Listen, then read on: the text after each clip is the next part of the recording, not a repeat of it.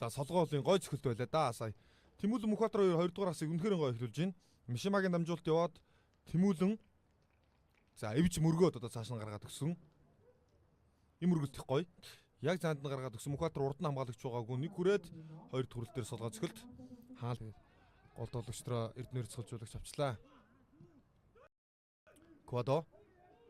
Шима эндээс салтанда. За 100 гаргаад өгсөн, Тамир явсан. Очоод хүрсэн.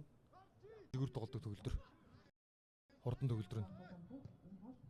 Тэр бол маш сайн жигүүрийн тоглогч авсан шүү хангард их чинь.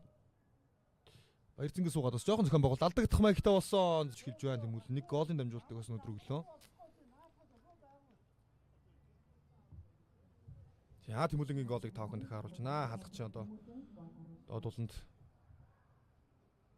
төсөөлийг мэдрэмжтэй татгцсан байна. Тиймэрхүү тоглолт үзүүлээд байвал тэгээд бас өөрөөстэй. За Эрдэнэт хувьд бол Falcons бас цөөнгөлрөл тоглосон. Аврагавд ихний үлрэл нь бас байсан. Өөрөөс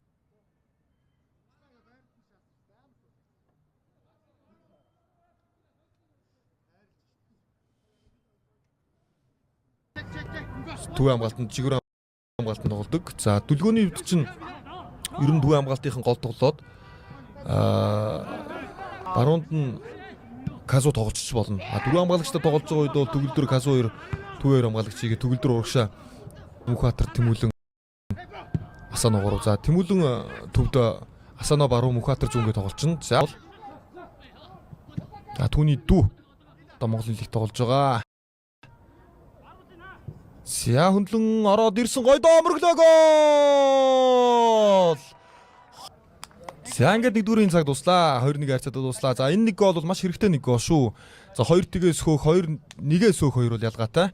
За хөндлөө орж ирсэн дамжуултыг мөргөөд 2-1 болгож ортууллаа.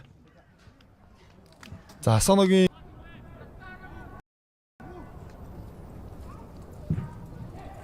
за яг одоо хаалгачийн өмнөөс мөрөглөө дөө. За ил 11 метрийн зэг дээрээс шахвал доо.